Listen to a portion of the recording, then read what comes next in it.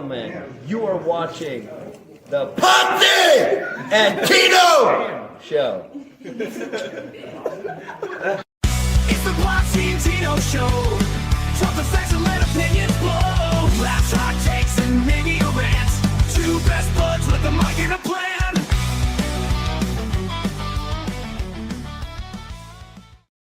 Ladies and gentlemen, boys and girls, children of all ages, the Pots and Pans Network brings to you its tag team champions of the world for the 454th episode of the Potsy and Tino show. Tino, I want to thank Roderick Strong right there for his awesome intro to the show this week that we've used. I also love your shirt that you got going on. That was in the video. Oh, it's that shirt. Yeah. But you know, we always start the show up with the segment called "What's Up with You." So what has been going on, sir? I had a pretty good week. I went to Hickory this weekend. I left Friday. Cole is in Orlando. She went down to see Haley. They did a bridal show Saturday. They went dress shopping yesterday, and the day before they didn't really have anything. So they went to Disney for the day, and then she flies back tonight. I'm like, you just wanted to go to Disney. But anyway, that's why she had.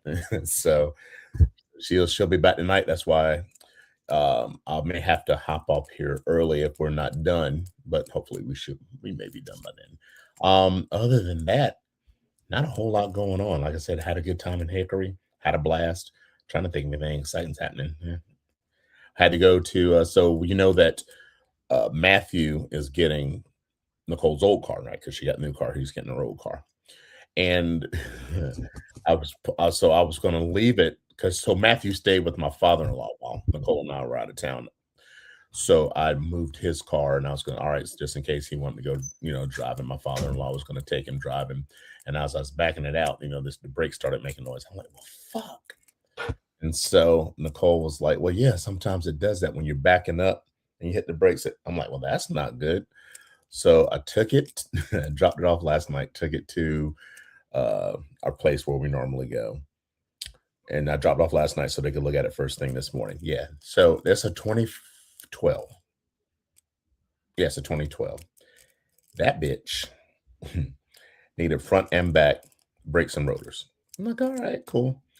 $916. That's plus labor and all that.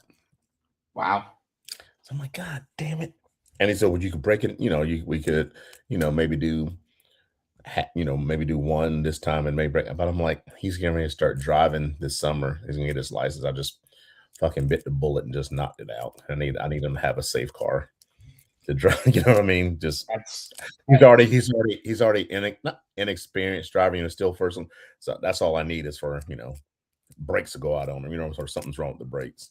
Well, yeah, absolutely. My nephew 2 years ago told me he was going to give me brakes for Christmas. Right now, that was 2 years ago. I still haven't gotten the brakes. They still haven't been installed. So I mentioned it this past weekend to him, and he's like, "Yeah, I know." And I'm like, "Yeah, we know, but when's it getting done? Because at some point, Uncle Rob's car isn't going to have brakes." What'd he say? He was just like, "Oh." By the way, you're frozen again, so I guess you didn't take a look at your internet connection before you hopped on. Yeah, I did. Am I frozen? I think you're back now. But I think what happens when I cut to another screen because my work had sent me something. Definitely. So when I go to a different tab, it probably freezes up. Yeah. So if you have the possibility of doing that from your phone, that's what I would do. Yeah. No. So that's probably what happened. Yeah. That's probably because you told me my screen goes black or whatever if I switch to a different screen. So. That might be what's going on. All right, but anyway, yeah. So he wants you to wreck. So is that what we're doing? That's what we're coming. That's what I'm assuming at this point. That's the best present he can give me. Apparently, it's me getting into a massive car accident because I have no brakes. Uncle Rob splattered all over the road. Now, luckily, my car still says that my back brakes, which are the low ones, are still at like 19%. And so I asked him about that, and he goes, yeah, as long as it's over like 5%, you still have brakes. And I'm like, that doesn't sound all that safe. That doesn't sound reassuring at all either. Huh? No, it doesn't. So, and I was like, well, I want my car to pass all the inspections. Right. Well, yeah, your car is newer. It should. What is your car? That's a It's not that 2020. So I mean, it's six 6 years. plus years old. Still silly shit. Like I said, Nicole's is well, the one he's getting is a 2012. My truck's a 2010. Nicole's got the 2026. Hers is the newest. So ours is still are passing. So yours should still pass too. Oh yeah, yeah, yeah. So that's what's going on with you. Yeah, that's about. Yep, like I said, and obviously Mother's Day. So my mom's retired. So I called her. I forgot. I'm so used to her being at church on Sundays. So I was driving back. Oh shit, she's not at church. I called her. I'm like, what are you doing? Laying in bed watching TV. I'm like, okay. I'm like, what do you want to do for Mother's Day? I'm like, all right, I'll tell you what. So probably this weekend, since Nicole wasn't here, I'll just take them both out for Mother's Day, belated Mother's Day. So my sister basically said that she got retired this week. Wait, wow. Well, she'd been talking about retiring anyway, but apparently, I guess that retired. So it sounds like she sounds like they fired her. That's what it sounded like. It said, "You're like, oh, she got retired, like she was forced to retire." I'm not gonna say it was a firing. I'm gonna say that she probably got a nice little package and everything to go away. But that's never good. But I joked with her that that like me and my divorce, it's the best decision she never made, right? So we'll see. I don't even know if I was supposed to sit here and say that on this. So hopefully that just gets past the whole thing. But probably watching. He saw that. He's gonna tell on you. So this past week, like obviously it was Mother's Day weekend. I got sick. Like I watched the hockey game on Saturday. Yeah, you were texting because I was asking if I was watching the hockey game Saturday and I felt okay. And then I woke up Sunday. No, Friday I was fine. Saturday I woke up and I had this really bad sore throat. But it wasn't like the sore throat that's down here. It was like right at the back of the top of the mouth. So I was like, well, if I were to take like throat lozenges or something, it would probably make it feel better. You weren't anybody on that shit, were you? No, but I got a funny story about that too. So anyway, I woke up and like I said, I've got like even now my throat is really scratchy. But I had like massive sneezing fits all day Saturday, right? And I mean like it would be like 8 sneezes at a time, and they were like violent sneezes. But other than being right here, there was no congestion. There was nothing else. So I'm like, is it allergies? Is it, and it could be. But so Sunday rolls around and, I call my mom. Well, I texted my mom first and I was like, hey, I'm not going to make it to anything you guys want to do because if I'm coming down with something, I don't want anybody to get it. And she was like, well, I respect that. Thank you for letting us know. And then I called her later in the day just to go, hey, I didn't actually call you on Mother's Day, so I'm calling you now. But when I went to bed last night, Tino, I had the weirdest feeling going on as I was trying to sleep. And it was my entire body felt like it like right when shit starts to fall asleep and get tingly, it was like if I touched another part of my body, like I touched my right arm with my left arm, where I was touching would suddenly feel like that. And then it would just get warm. And all of a sudden I felt like I couldn't touch any part of my body with another part of my body all night long. And I mean, like I woke up at 4 o'clock in the morning, I woke up at 5 o'clock in the morning, and it was like the same thing. And then when I got up I woke up at like 8 today. When I got out of bed, it was like drenched in sweat. And I'm like, great, now I got to change all my sheets and everything. Like it was like someone took a bucket of water and just dumped it on me. It's how like soaked I felt and everything when I got up. And I was checking my temperature last night, checking my temperature this morning. I don't have a fever or anything. So I don't know why my body felt like it was just, 180 degrees and feeling like it was, like tingly to the touch everywhere. It was just weird. Like I'd never felt like that before. Now I will tell you that those sneeze fits that I ended up having, I sneezed so hard and so much. Turner.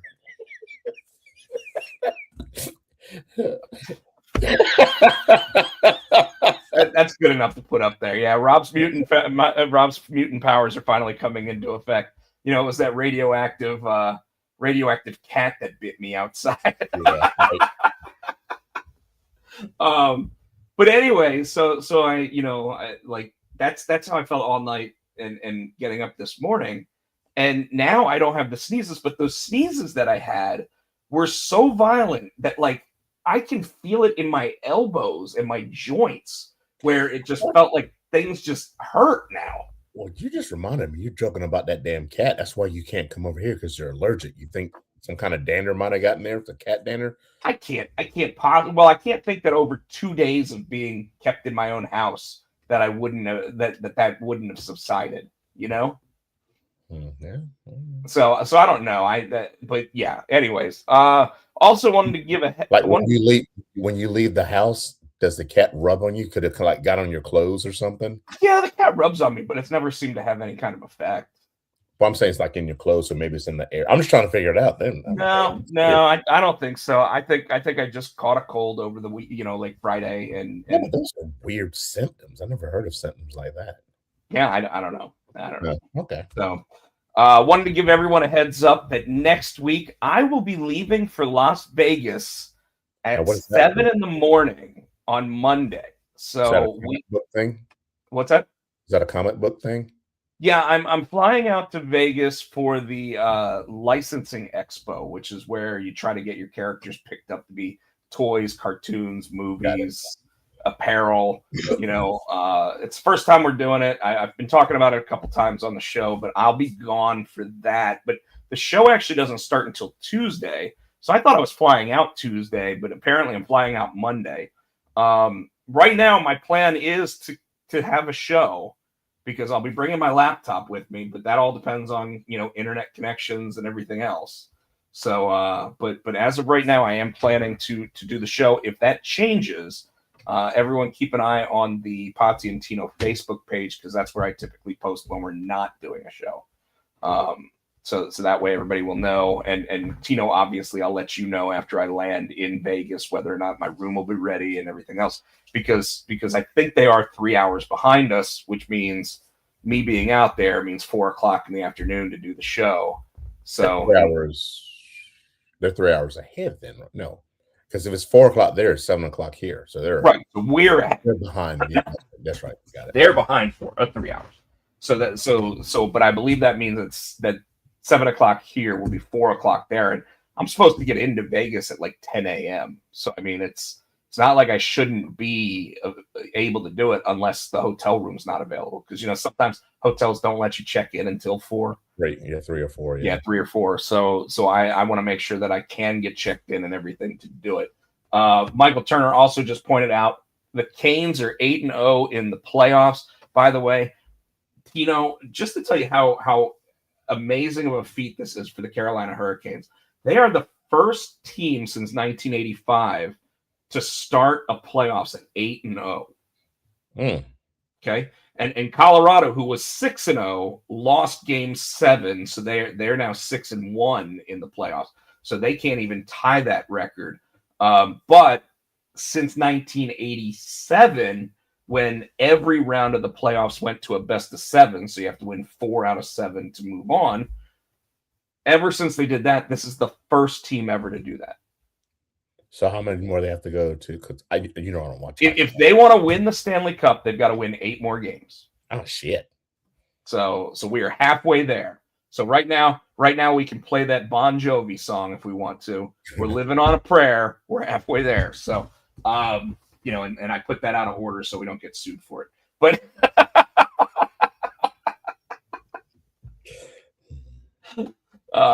but yeah, and Philadelphia played some tough games. There were, I think they said there was 98 penalty minutes in one of the games between the two teams because they kept getting into fights and they kept beating each other up.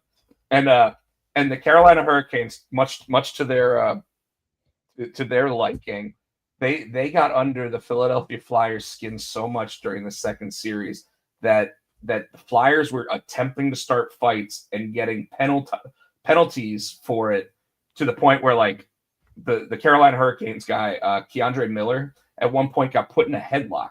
So this is even wrestling related. Gets put in a headlock, and the other guy's punching him, and Keandre Miller's just laughing at him because he's not taking swings. Because in hockey, if a fight gets started between two guys and they both throw punches, it's a guaranteed 5-minute major penalty.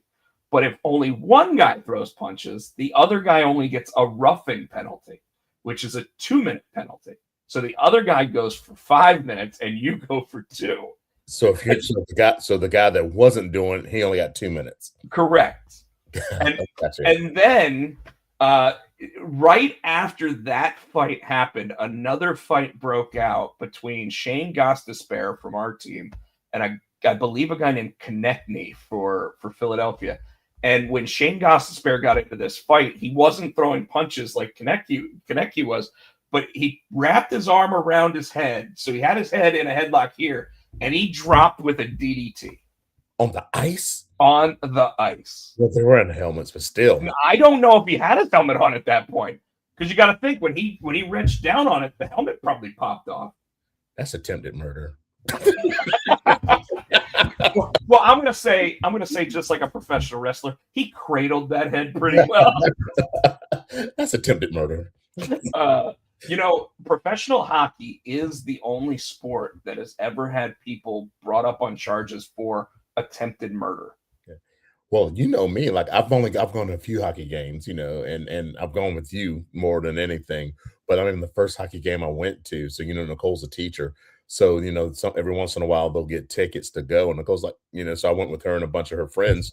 And I'm like, this is all right. You want to know what caught my attention? I think I told you this story before. You guys haven't heard this story.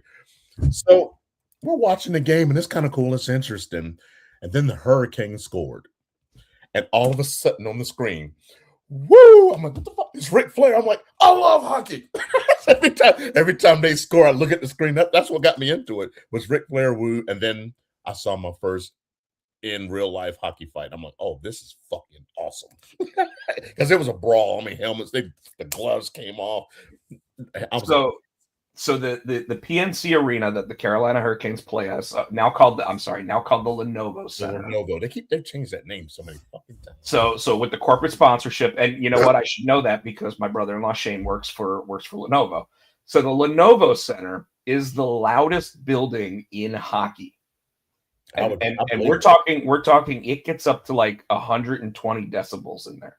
Wow. Yeah, so it's made for concerts, and obviously the way that the arena was actually built was to keep sound in rather than expel the sound. Part of that, I think, is probably because of Raleigh's noise ordinances after 10 o'clock at night. But, the other part was they knew they didn't have as many seats as other arenas, so they wanted it to be louder. And it is. Now that place has been full for 8 straight years, like I think they've sold out every home game for the last 8 years now. When they're there, it's like the Seattle Seahawks in football where they call it the 12th man with the audience because it's so loud in that stadium. But quick story that I may have told on here. The one time Tino and I went to a hockey game together. Is that the one I pissed you off? You pissed me off so bad. So Tino does this thing when he's sitting next to people where he slaps them to get their attention. And they'll turn and they'll start, be like, what or whatever. And he'll be like, I wasn't sure if you could hear me while I was talking. And I'm like, I'm watching the game, but I'm listening. And I turn and I look at him. I just do it to fuck with you. And Andrei Svechnikov, I believe is what it was, so mad. Scores only the second time that he's ever done this goal. It's called the Michigan goal, where the guy picks the puck up on his stick and dumps it over the goalie's shoulder from behind the net. It was only the second time it's ever happened from the Carolina Hurricanes. Replay. And Tino goes, they'll show it on replay. And they did. But I was so mad because everybody's like, did you see that? And I'm like, no, I didn't. And Tino was looking directly at the direction that it was going, and he didn't see it either because he was talking to me. But this is what this is the shit we do together, folks. We have fun when we're together. Hey, in North Carolina this week, Don't let Grumpy fool you. We have a good time. You know, in Cary, North Carolina this week, there is Chris Masters and Heath Slater facing off in Cary on Saturday. Where? I'll have to look it up. But What for who? That's what I meant to say. if someone wants to look it up for us, that'd be great. Michael, if not you're in the audience, They don't do that anymore. I think it's FWE. I think is what it's called. Chris Masters and who? And Heath Slater. I wonder how much the tickets are. Angelina Love will be on the card. Oh shit. Yeah. So I think tickets start at like either $25 or $35. Fuck that. Let's see. If we're not doing anything, shit. We'll see. We might try to catch that. We haven't been to a show in a long time.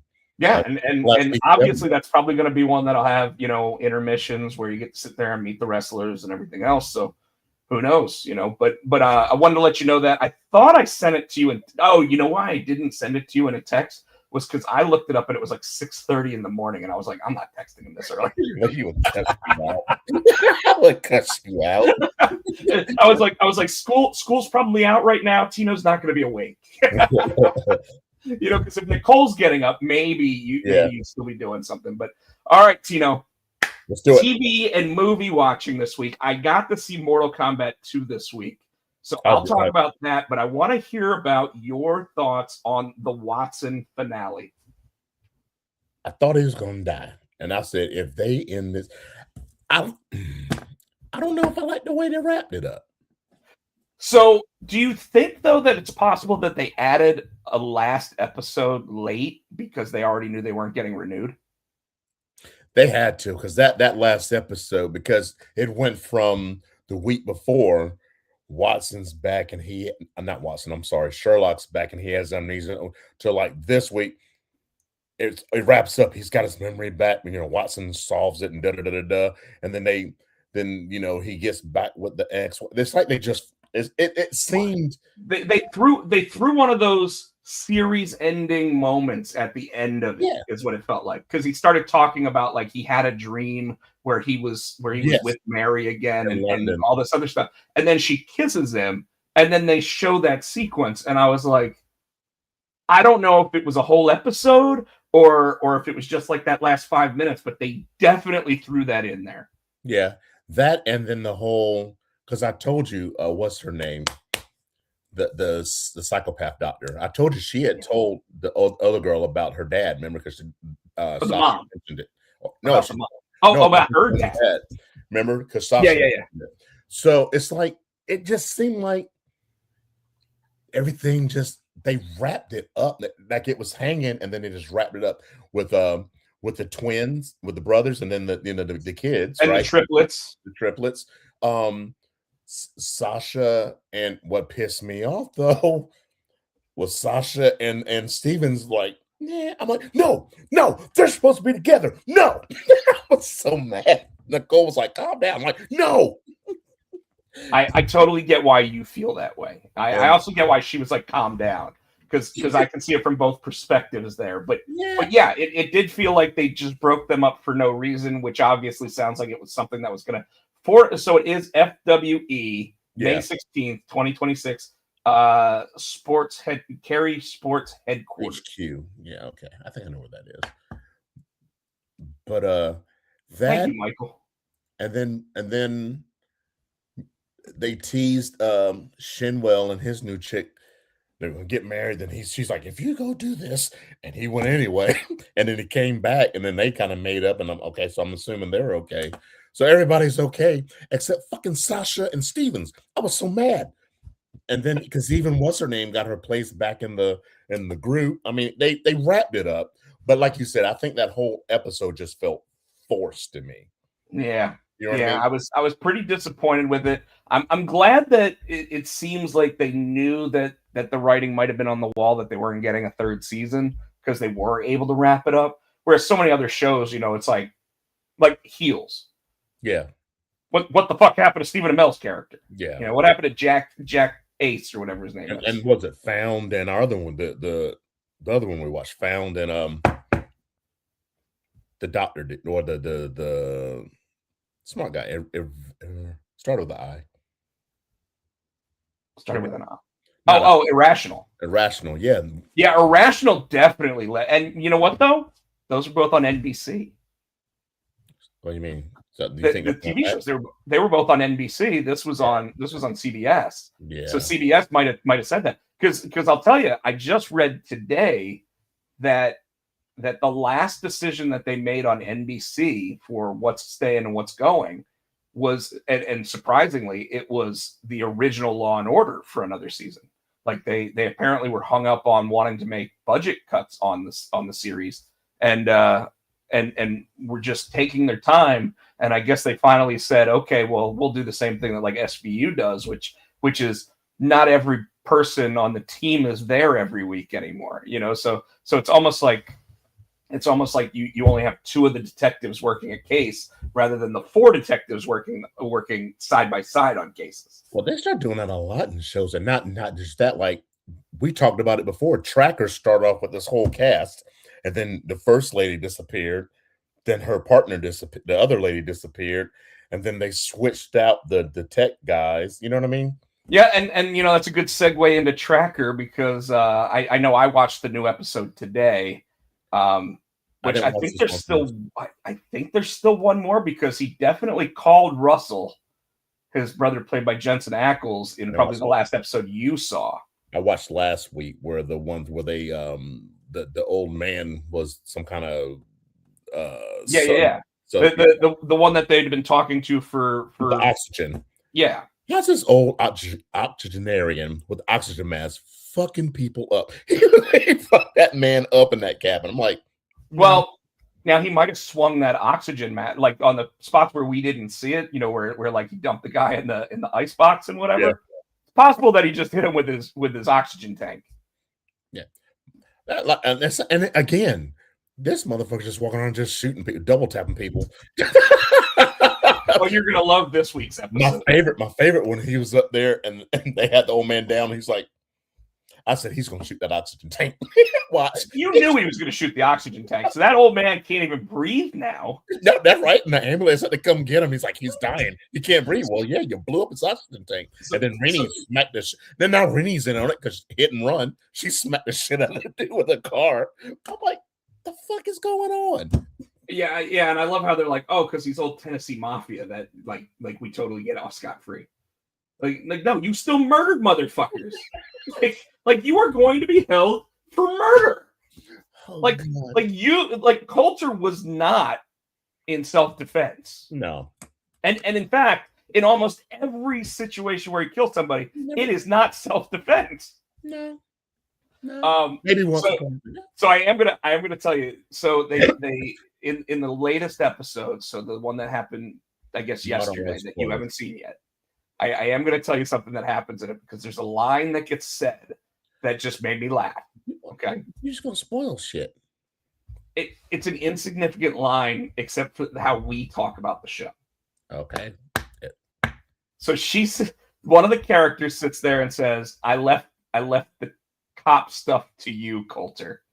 And I'm like, that motherfucker disappears before the cops do anything. Like every time. I still don't know if I trust that male chick, the new assistant. I'm like, I still do not. Look. But I don't know how she's going to factor into being that evil pain in the ass. But that other blonde, I finally figured out who she was. She's still fucking hot. She was on the original 90210. She is still fucking hot. She was in Bride of Chucky. Oh my God. Actually, at one of either the last Comic-Cons around here, or maybe it was Carolina Fear Fest, she was actually at that show. She's so hot. You know what? She always had that like bob cut, and even now she's got it down to about here. And I'm like, I don't know if it's that, it's the glasses. I'm like, oh God. But well, no. You know what it is? It's she's got like chipmunk cheeks.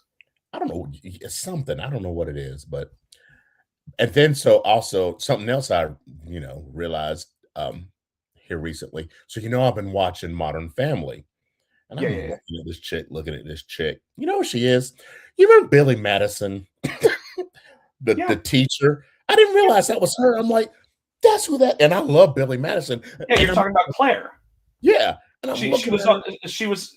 I don't think it was Billy Madison. I think it was the golf one, Happy Happy Gilmore. Gilmore. Sorry, Happy Gilmore. I'm Yeah, sorry. she was in Happy Gilmore because she was in the sequel. Yeah, because she was And his wife.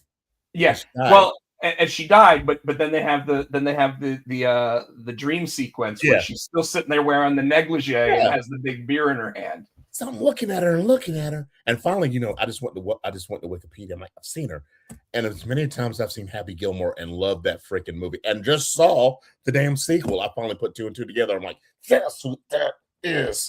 She is in one of the worst horror movies that I've ever seen that I still watch to this day, just because it's like it's one of those, like, so. One of my favorite horror movies is American Werewolf in London. Okay, the one that used practical effects, and still to this day, the werewolf looks the best in terms of transfer. Yeah, like early 80s. Yeah. They did a sequel to An American Werewolf in Paris, was what it was called, and she's in that movie as like a foreign exchange student. Oh. And she wants to have sex with the American who becomes the werewolf. And she has one of the best lines that you've ever heard when she goes, "All I want is someone to fall asleep in the wet spot." And it's like, and now you think that that's the mom from Modern Family, like. Wow. Wow. So Tino, last show I want to talk to you about specifically, because the boys have 2 more episodes left, and it's finally getting good. And I know that I don't think you've been watching it, but Daredevil's season finale happened last Tuesday. Yes. Chris Edge told me he felt like it was a messy episode that kind of fell flat. And it definitely had some tracker-style elements when you take a look at what happened to Wilson Fisk during it. Folks, you've had a week to watch this now. It is currently the highest-rated Marvel TV show episode ever on Disney Plus at 96% on Rotten Tomatoes. This show, I think they has a couple of funny parts. So I think one of the funny parts, and I don't think it was meant to be funny, but I laughed when he opened the door and he goes, "Boo," and he fucking hits like that's so fucked up. And that whole sequence, he was fucking everybody. Oh my that God. whole sequence where anybody that got in his way, he would pick up, throw, squeeze their head. The one person that he just took and bent into the corner, like, and then he, right before that, he got the phone call that was like, if you leave now, we won't prosecute you. And then he murdered like 38 people. And then, but he got here's another thing too. Okay, sometimes there's a couple of things in this episode I had to suspend my disbelief. Right, so Ben Murdoch, who was blind, Matt Murdoch is standing on the floor. Kingpin is at the top of the thing. The people start charging him. He's looking right at Kingpin. He goes, "No!" And he shoots his little thing and goes and lands right in front of him. I'm like, that part, you're blind. I get you got the whole whatever. Second part I don't like is when they're on the floor and they're face to face. Now, if you're blind, why are you looking a motherfucking eye? You're supposed to be like looking all, what I'm saying? No, you looking this bitch in the eye. So he never actually looks anybody in the eye. If you go back and you watch it again, he's always looking in the direction of their face. But the cool thing about Charlie Cox is he's gotten really good at doing this, where he's just like looking out, but you have no idea where exactly he's looking. And he's really good at it. Like, when you're trying to play a blind person, it's very difficult to do that. And he is really good at doing it. As to the other part, remember, he does have the sonar, which isn't like normal sonar. It actually like allows him to see certain elements. So as long as there's noise happening, he can see without being able to see. All right. Then they dogpiled Kingpin, and he just like, and of course he's like, stop, and Kingpin's like, let him keep coming. I'm gonna beat them all. I was happy to see that they finally let the chick be White Tiger. That's what I was hoping for. They finally let her do it the last episode, and yeah. And Luke Cage came back, which makes me, and I like too. And I don't think a lot of people notice it when they first introduced Jessica. She's in the house with the little girl, and at the end of this one, when she closes the door, they're back in her detective office. Yeah. So I thought that was kind of cool. So I don't know if that means they're coming back with She's another back in New York. So I don't know if they're coming back to another season or they just did that to close it out. And I even like that Mr. Charles now has a new companion because they said, you know, in the episode, in the episode, they say that Luke is now free and clear of that. Yeah. And Mr. Charles is sitting there like eating peanuts or something on the plane, sitting next to Bullseye, which I thought was great. I can't keep him because between Scooby-Doo and Scream, I can't take him seriously. Dude, he is so good. Like you watch the new season of Cross, right? Yeah. And he's a bad guy in that too. Like, but I can't take him seriously. I don't know. I think he's so good at you don't think he's a serious character that when he is, he's even worse. Yeah. You know, like but I really like that. And I really like the episode. Like I said, my buddy Chris did not. And a couple other people online have said that they have not liked it, and I've been pretty disappointed in their opinions of it. I think that the only thing that kind of let me down was that I expected more of a two battling armies thing, and you know the task force basically just stood down. Yeah, you know, and also too. So they're obviously coming back with Daredevil next season. Another, you know. Yes. And they've said it's going to take place roughly a year after this one. But here's what I'm thinking. And Matthew, my son, thought this. So if you've been watching the Spider-Man video or Spider-Man previews, right? And it's like he's breaking into a prison and he's fighting what looks like the Hand. I wonder if that's how they get Daredevil out of prison for the next season. Is he breaking it? And we got a Punisher kind of in the. Well, that's tomorrow. Huh?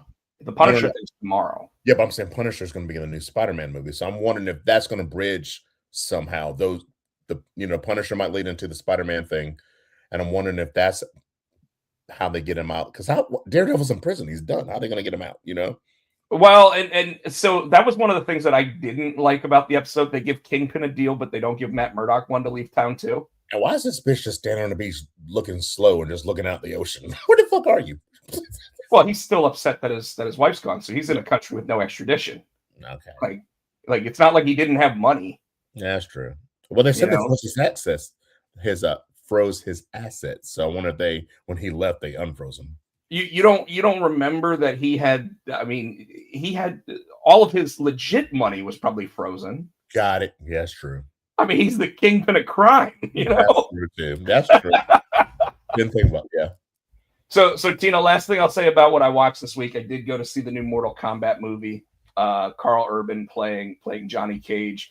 The guy that played Jax was actually from the from Law and Order. He left after last season. I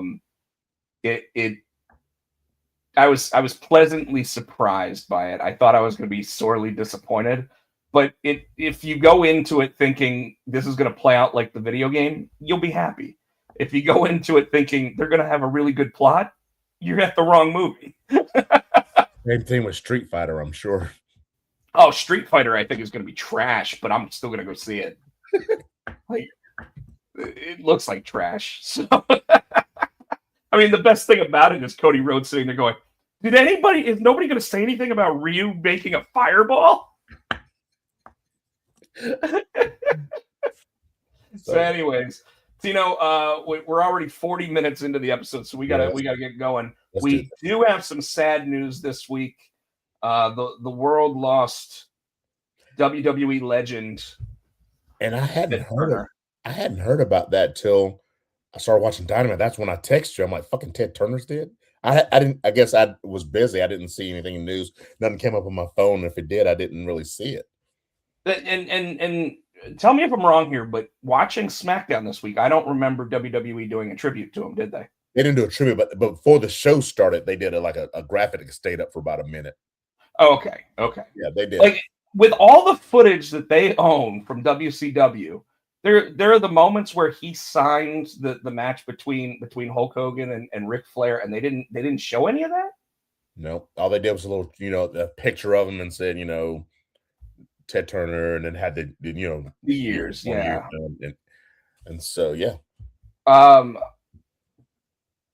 very sad moment for the wrestling world, because without Ted Turner, there is no TKO WWE. There is no wrestling dynasties. Wrestling would have died if Vince McMahon was the only one in play back in the early 90s, because people were not watching WWF at that time. And I think that it caused WWF to be better, right? So you got that competition, especially we talk about those 83 weeks, right? But even before that you just WCW was nipping at their heels. Well, not even just that though. Like Eric Bischoff was on multiple shows this week, and he talked about how, like, if Turner had gotten their way, not Ted Turner, but the network Turner had gotten their way, they would have actually canceled WCW multiple times. And the only reason why it stayed on the air at 6:05 on TBS every week was because Ted Turner sat there and said, "I want my wrestling." And that's exactly how he would have said it too.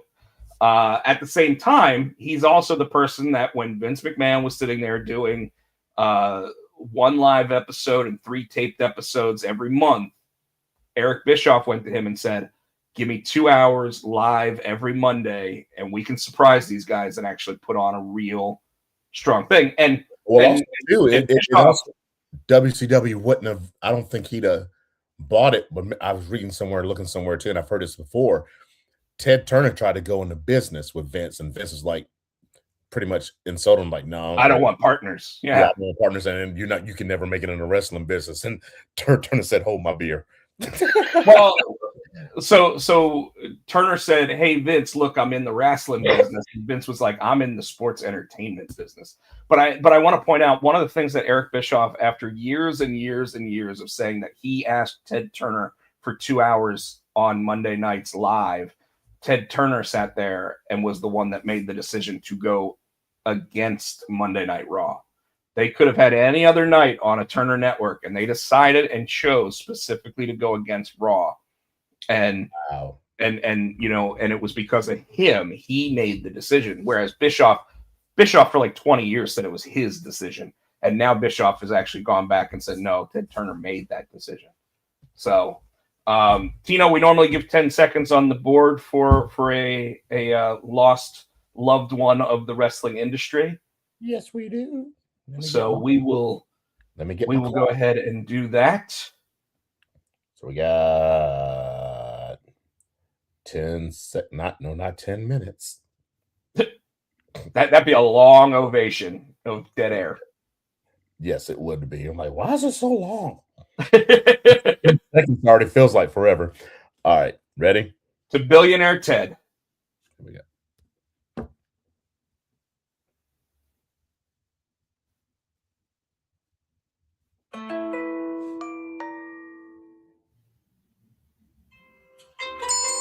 There it is.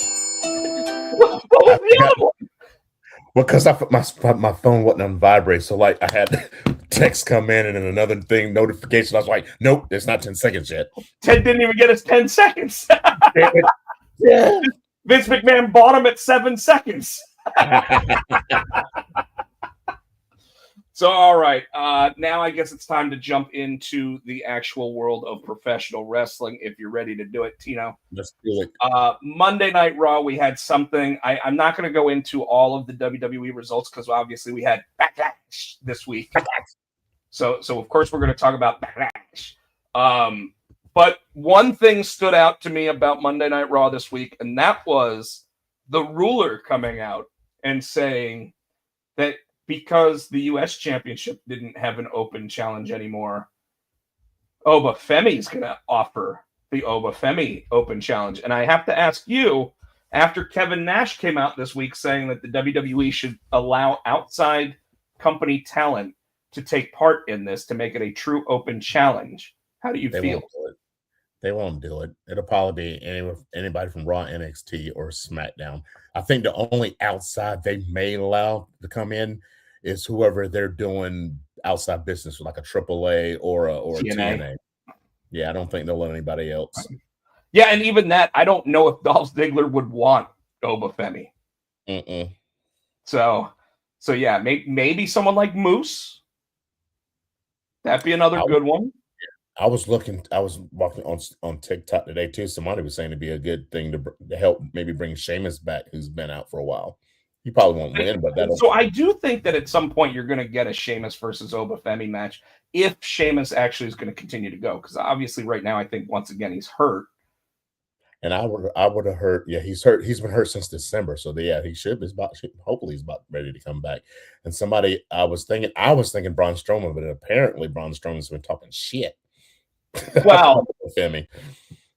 Well, and that could be how they bring Braun. I said last week that I kind of assume that with Oba Femi doing this kind of thing, that the best way to bring a Braun Strowman back, even if it's going to be short term, because I believe he's getting a second season of or everything on the menu. Mm-hmm. With him getting a second season of that on USA, it would make plenty of sense for them to do the cross pollination on it and have the Oba Femi challenge on Raw on Netflix, also advertising the Braun Strowman show, because with them calling him Braun Strowman, because I haven't heard them change the name to everything on the menu with Adam Shear, with them still calling him Braun Strowman, that means he has a contract with TKO and WWE.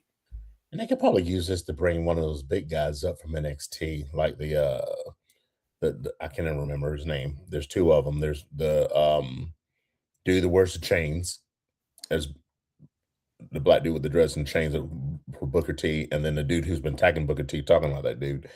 They could bring them up. I still say bring almost back. He's got to have gotten some time under his belt and better by now. So they have showed where Oba Femi and Omos have stood in the ring against each other, because I guess they did a AAA thing or a dark match somewhere, and when they did, Omos has him by like a foot. Oh yeah. So that would be an interesting way to bring Omos back, who is still under contract.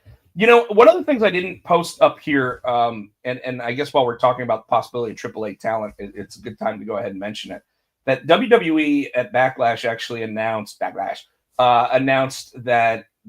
AAA Mania this year is going to be a 2-night show. And I have to ask, do they really have the talent for a 2-night show? Or is it going to be loaded with WWE talent?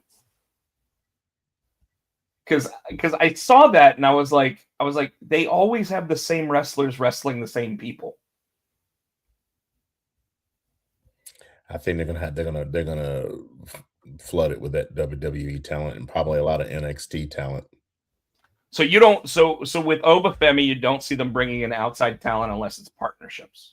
That makes sense. Maybe one or two Japanese guys from one of the other Japanese promotions, but I don't really see it because there is so much talent currently on the roster that these are the times to actually make a name for yourself. And obviously, when the Oba Femi Open Challenge ends, it'll be because Oba Femi is actually going up against somebody that you look at and go, "Oh, that's a big boy." Maybe one of the NILs that's maybe, I doubt they usually send those straight to Evolve, but somebody who they might think's ready, you know what I mean? Might have the token package, or somebody they've signed from the indies. That's seasoned, not green. You know what I mean? Here's a name that I don't think has a long-term contract anywhere that has been mentioned, obviously, with WWE in the past, and both Karrion Kross or Killer Kross and Scarlett Bordeaux were asked this week about the possibility of actually moving back to WWE. And they said, never say never. We love that locker room. We miss the writers. We miss the producers. But then they said, we love these people. We miss them. We blame TKO for our deal not getting done. So if they decide to fix things, maybe. If they decide to call one day, maybe. Oh. And Killer Kross versus Oba Femi would be a hell of a match. Yeah. But Killer Kross isn't coming in for a one-off to lose to Oba Femi. Mm-mm.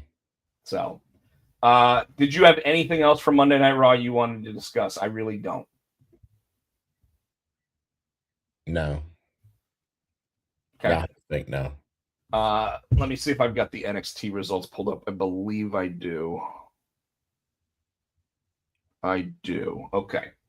So let's move to NXT, where we have Lola Vice versus Kalani Jordan again. We have, it says Eli Knight, but we know he's not Eli Knight anymore. Versus Elio LaFleur for the Speed Champion. Unless I'm looking at the wrong date. You're looking at the wrong date. Yeah, I don't have the.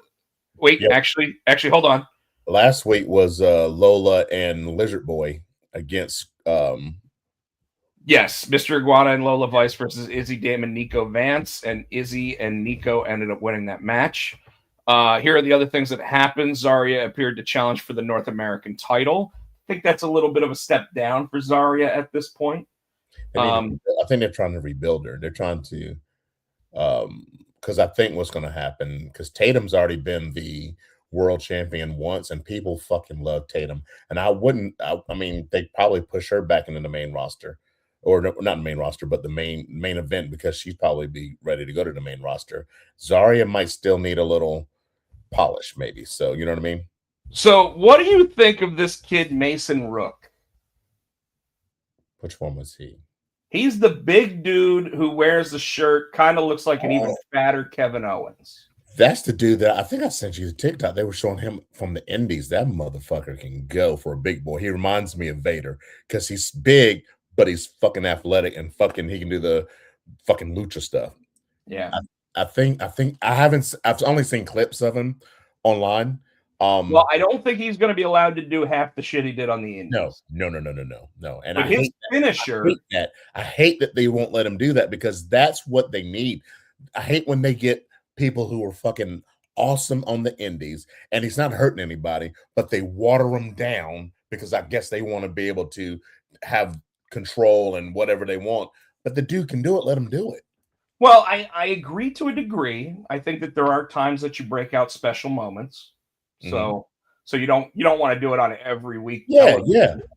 But like his finisher, I believe he picks them up like he's going to power bomb them, but then he spins them in the air and turns it into a cutter. Now, the only reason why I'm not excited about that move is because it's yet another cutter, right? Yeah. Like there's too many cutters going on. You know, Sol Ruka's finisher is a cutter. Young OG is a cutter. This guy, what's that? Randy, king of the cutter. Yeah. Right. You know, I mean, the fact that we never got Randy versus DDP for ownership of the cutter is kind of surprising. But if Kevin Owens comes back, he's got the stunner, which is a type of. Well, but that's a stunner. That's on your knees when you drop. It's on your butt. It's on your butt. It's not dropping to the ground. The cutter. It's a modified cutter. Don't get me wrong, but people can sell it differently than they can a cutter, because a cutter you go all the way to the ground. With the stunner, you can do it and they bounce off. Gotcha. Okay. So there is a little difference to that one. But all the other ones are just variations of a cutter. The Cody cutter, he jumps up to the top rope, then does a cutter, right? Or off the middle rope, does a cutter. Anyways, Callie Armstrong versus Jada Parker. What do you think of Callie Armstrong, our new person from LFG and Evolve? Callie Armstrong's from Evolve, dude. I didn't get to see her on LFG, but I did get to see her on Evolve, and she's bad. And she has the charisma. Mm-hmm. So I am liking what everything. She can cut a promo. She's one of those that has it. Yeah, and based on like what Bubba Ray Dudley has been saying, like on LFG and everything, she's the real deal. I was upset, which is funny because they said the same thing about Kyra May Steels. Yeah, and they've already cut her. She's like a Kurt Angle. I don't know why they cut her, dude. She's a female Kurt Angle. You know, she's already Olympic gold medalist, and she picked it up. They could have had to pay her extra because she was a gold medalist. Now I like Callie Armstrong, but I was kind of disappointed that they let her go over Jada Parker, because she's starting to grow too. You know what I mean? So I don't know where she goes from here. I guess they kind of feel like in NXT, Jada Parker is Teflon though, because that crowd's still gonna chant Ms. Parker. Yeah. Hopefully she gets moved up soon. Well, and I would think that she might, but I could also see her getting a North American title run or something else before she goes. Yeah. All right. Tony D'Angelo defeated Tavion Heights. That's the guy you were talking about with Booker T. No. No? No. I mean, the dude with the chains. I can't think of his name.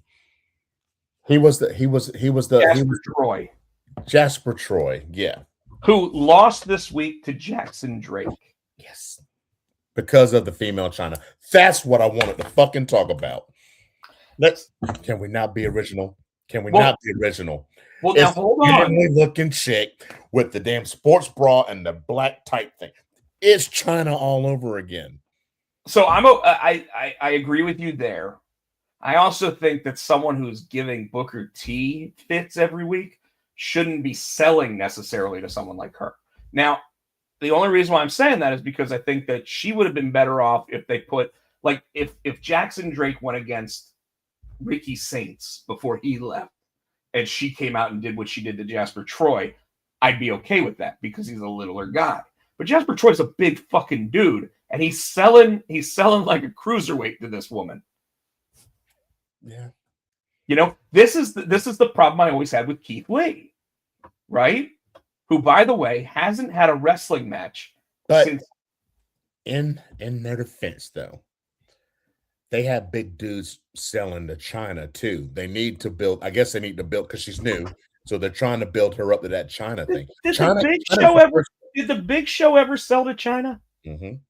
Now, was it after she'd kick him in the balls? I don't remember. I know Mark Henry. She fucked Mark Henry up, and that wasn't. Yeah, but it's not like she picked him up. She picked him. I believe. I'll go back and look. She slammed a whole bunch of big ass dudes. Yes, that's why I said they're building her like a China, and I can see him not doing it every week.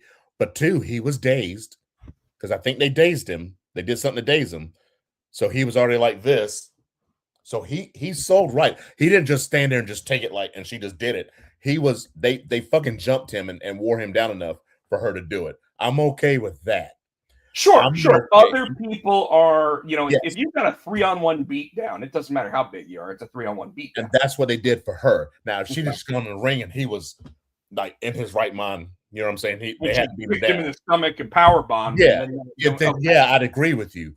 But they had jumped him enough to make he turned into it and she slammed him. Because my biggest problem with Keith Lee and AEW is that's what they do. They'd have like one young buck go up against him in a singles match and power bomb him, and it'd be like, first of all, I don't believe that Matt Jackson's picking up a Keith Lee in the first place. But second, you know what I mean?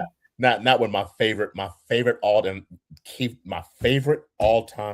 Lee moment is when he was in NXT and he came down that ramp and he pounced the guy through the glass. It was your boy Adam Cole. Adam Cole. He just went and he pounced him into the front row. He pounced him into the crowd. Well, it was when they had the plexiglass up during the pandemic and he did it. And he still ended in the front row. Dude, that's my favorite. And that's what a big man should do. Right. But then he goes to AEW and he's selling for all the small guys. Like right now, he'd be selling for Leo Rush. I don't know about that. But anyway. And you know how much of a Leo Rush fan I am right now. So, that was my big thing with her, dude. I believe that's about everything big from NXT. Yeah. Because after Tony D'Angelo beat Tavion Heights, that's when Mason Rook came out and dropped Tony D'Angelo and then looked at the TV screen. Apparently, John Cena's big on Mason Rook. Oh, then he's going to make it.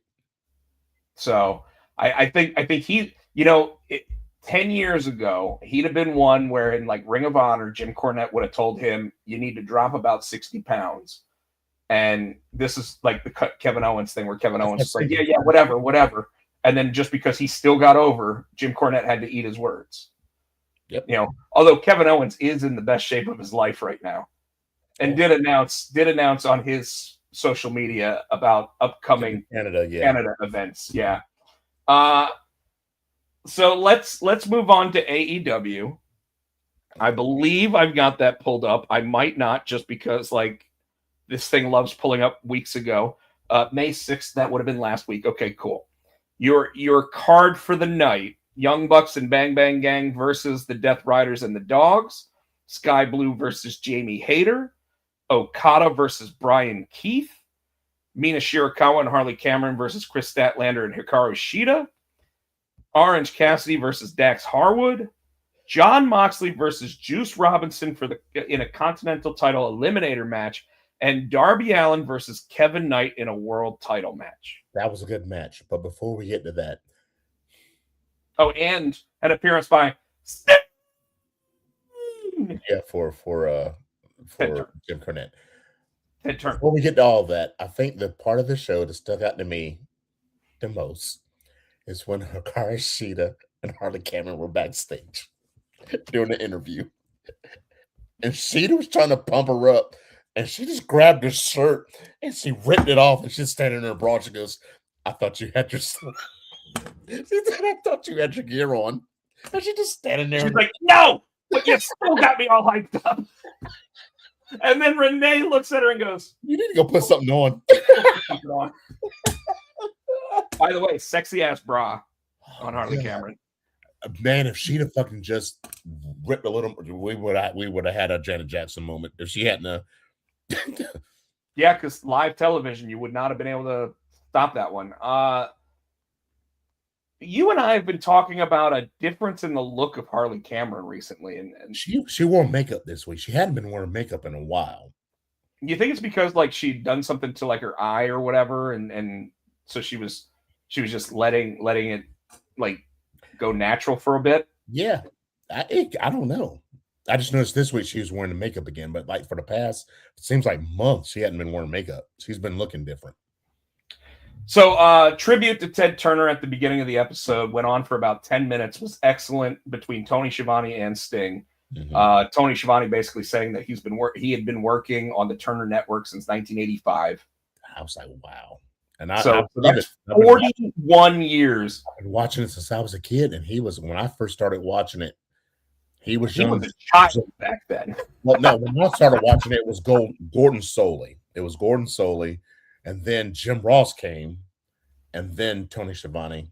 Well, Tony Schiavone would be the in-ring interviewer back then. Jim Ross did. That's what he started, and then he went to commentary, and then he did the interview, and then that's how Bischoff broke in too. He was an in-ring interviewer, backstage interviewer too, and then he went to commentary. Yes, that's how they did it.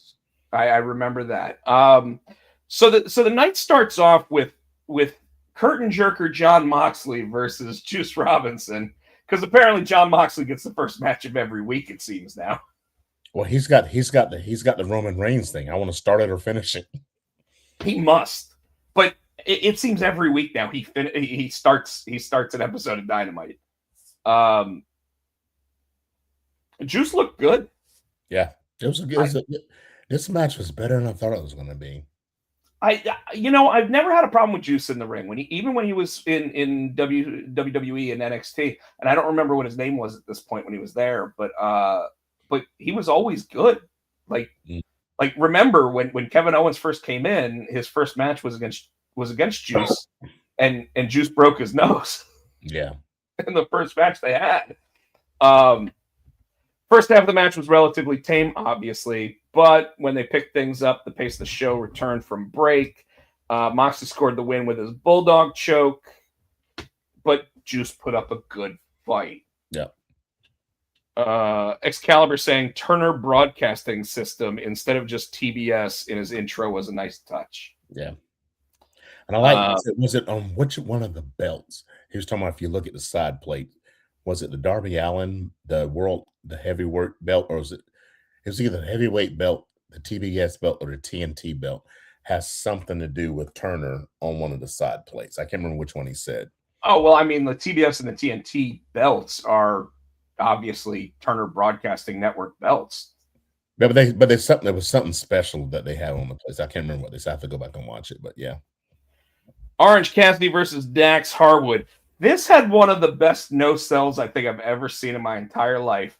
When Orange Cassidy was backed up into the corner and Dax goes to chop him and Orange puts his hands up and just pushes it away like he's like, no. And then he just starts walking, and Dax pushes him back in the corner to do it again. The match did have its moments, like when Dax put his hands on his trunks and Darby stood up and was like, he put his hands on them. That always gets me. Darby stands up and the guys will stop, like, what? Let him do his thing. It's so weird when it's weird, but it always seems to work when they take super classic wrestling guys like Dax Harwood, and then you put them up against a Darby Allin or an Orange Cassidy. It always seems to work because you're like this match is going to clash in such a bad way that these two can't possibly have good energy in the ring together, and somehow they do. It works. It works. Yeah. So folks, that's a compliment to AEW here, by the way. I just want to point out that to FTR though, I think ever since they turned heel and got with Stokely, they are more, I won't say comedic, but they're funny. You know what I'm saying? They're being assholes and they're not being over the top like an Orange Cassidy, but they're funny. You know what I mean? They're not being chicken shit heels, they're being bitch ass heels. And saying things funny. They're yes. funny. Yes. Yeah. Like anytime they call out someone's grandmama or whatever, Yeah. It is classic heel maneuver, but done in a 2026 way. Yeah. Cassidy beats Harwood. Jericho has demands. Chris Jericho had an interview with Renee Paquette backstage, but he ended up heading to the ring so he could issue a challenge to everyone because I believe he has a stadium stampede going against the Gates of Agony. That's what Ricochet came out, and he wanted that match. He because he didn't think Jericho can find any friends. He said, "So we're gonna do your match and do it in Stadium Stampede." And then Jericho slaps him in the head and yells "bald." That shit. I mean, that's not even a Jericho line though. That's someone else that said that first. Like, didn't Okada sit there and hit him in the head and yell "bald"? He didn't yell "bald." They just slapped him in the head. Jericho started. Oh, with the bald. Crowd just started chanting "bald." Yeah, so Jericho, and he would be like, "Yeah," and so I went over to that bald, and then I went to the store bald, just sliding bald in there. Yeah, he was slapping bald in there. Yeah. So the Hurt Syndicate made the save for Jericho. Obviously, they'll have to come up with two other guys for this. Yeah. I'm thinking Jericho's going to go to the well. Hold on. I think he's going to grab Sammy Guevara. I was going to say Inner Circle. What about Jack Swagger? I know he's not Jack Swagger. I just can't remember his name. Well, he's Jake Hager. Jake Hager. He's not under contract, and he doesn't really like Tony Khan anymore. But he likes that hat. He does. He loves that hat. I love this hat. I don't. So they might be able to talk Tony Khan into bringing Jake Hager back for that. I mean, Jake Hager's won in Power Slap, but that's a TKO brand. So I don't know. I don't know if he's under contract with them. Bring him back for the old challenge. But Sammy Guevara typically works with Dustin Runnels, and Dustin Runnels and Chris Jericho could say that it goes back to their TBS days. Yeah. Okada versus Brian Keith in a match where Okada had no opportunity to lose. What do you mean? Okada was going to win. Oh. Was that it was for the title. Yeah, they got to keep that for him and Take a Shitter. Well, I don't know, because Take a Shit is going up against Darby Allin this week. He's not going to win that now. Harley Cameron and Mina Shirakawa versus Statlander and Hikaru Shida. She found her gear. She found her gear pretty damn fast because she went right out to the ring after that interview. I don't think it was right after. I think it was right after. I have to go back. I think they had Statlander and Shida come down first, but it was right after. Mm. Shida and Statlander defeated Cameron and Shirakawa in a kind of disappointing match.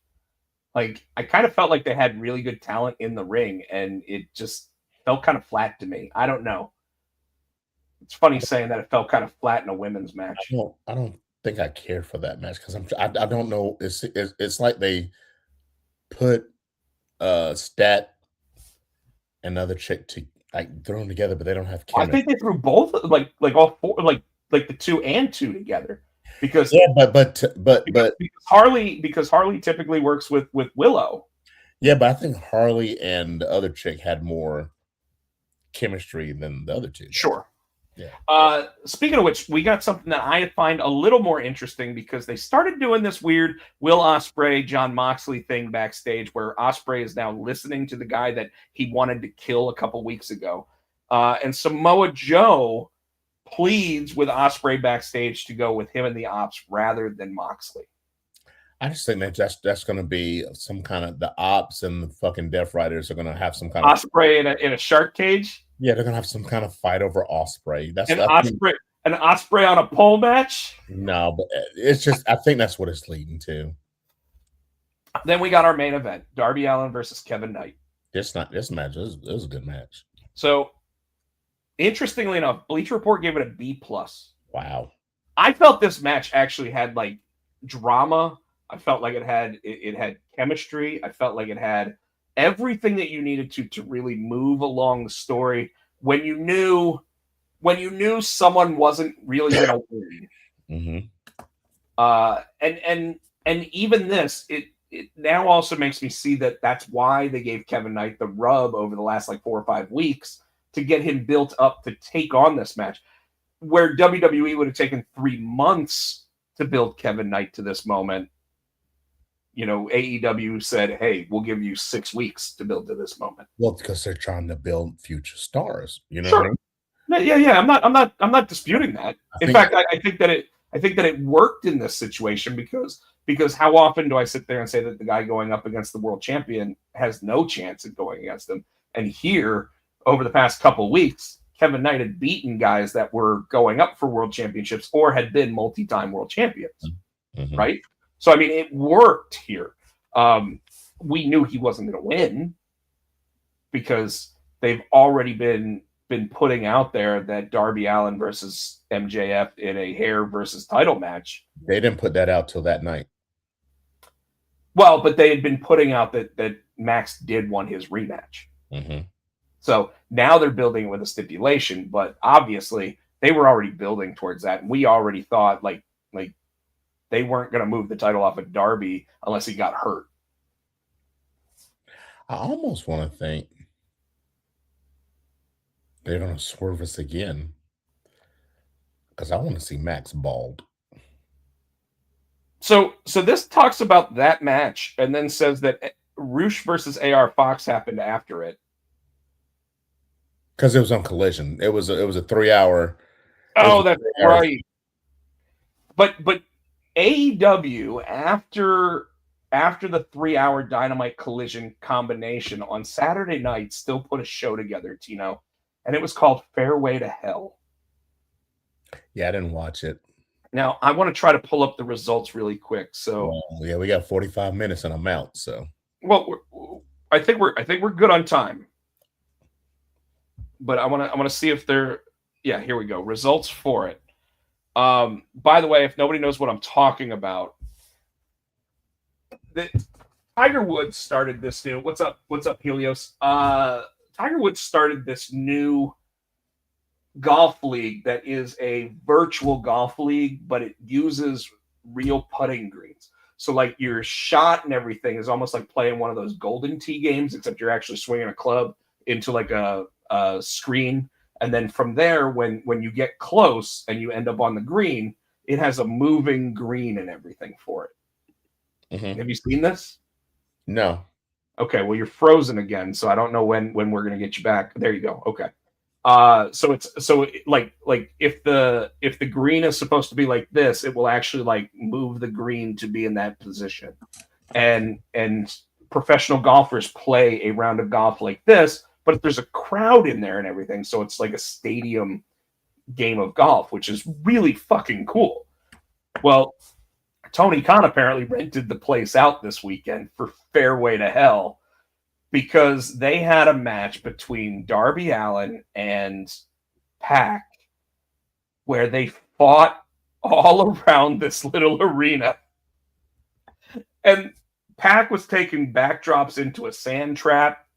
Darby Allin was sitting there getting like thrown into sand. Like, it was just insane, dude. Darby Allin retained the title, just so everybody knows. But it was pretty cool to watch them innovate in a way that you really don't see in professional wrestling all that often, unless you don't have a ring, right? All right. So now we have, and I'm going to try to go through this about as quick as I possibly can. We're going to talk about SmackDown, mainly because it looks like most of the stuff that happened on SmackDown had nothing to do with the Backlash pay-per-view or PLE. Just the Gingerbread Man interaction, that and the interaction between Jacob and the twins. and the twins. The Usos. Oh, the Usos. The Usos. Yeah, exactly. So Rhea Ripley and Alexa Bliss and Charlotte Flair versus Fatal Influence happened. Tiffany Stratton versus Kiana James for the United States Championship happened. Damian Priest versus Tala Tonga. But we do have to talk about the elephant in the room, the Gingerbread Man funeral, and I'm going to talk about that first because I sent you a couple text messages while I was watching it, and I was like, "This song fucking sucks." You watched it late because I was already DJing. I was already at my gig, so that's why I'm saying not watching. And then when I went back and watched it, I'm like, "Yeah, I wish I hadn't watched that." The only thing cool and funny that happened in that entire thing of segment, whatever you want to call it, was when R-Truth came up to Sami Zayn, and he was like, "I see the resemblance," and he was like, "It's okay to cry, Sammy. I understand your feelings in this moment," and that was the only thing that I popped even a little at. Being a performer and performing in arenas, I'm gonna say that when you're and just like we talked about in the Lenovo arena, if it's loud like that, you can't hear yourself. The choir wasn't wearing in-ears. Well, they were waiting for Trick. Yeah, Trick was wearing in-ears. The choir, so they couldn't hear themselves. So that's why they were off key and they weren't humming, they weren't pitching, they couldn't hear themselves. And I've been there, done that. So I'm gonna give them that. They couldn't hear. I think it was off key on purpose, because otherwise they would have given them the earphones to know when they're all they had were, because you could see around the ring they had like the floor monitors, but the floor monitors don't always work when you've got a whole lot going on too. You need something in your ears, and Trick was the only one with it in his ears. Well, and Trick, like I said, he would sit there and he'd be like this, and then they would go, and then he would be like this, and they would do something else. It was like they knew what the keys were for like when he would do that, but they were off. But it was bad. Yeah. I can give them a pass on that because I understand where they're coming from. Well, let's be real. They should have never went that far with the Gingerbread Man segments. No, they should have stopped at the funeral, like what were you talking about? R-Truth. They shouldn't have taken it to the ring with the. But then they had to, and I'm gonna tell you another thing I popped. I don't know if you noticed it when the Gingerbread Man set up. He had the angry face. He had the angry face. I'm like, okay, that made me pop because he was all pissed off. So that didn't make me pop. So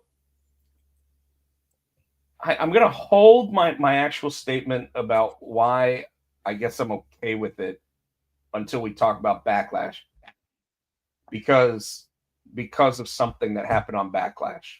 Okay. But yeah, I wanted to mention that. So obviously we're getting more of the Charlotte. Well, Tiffany Stratton defeats Kiana James again.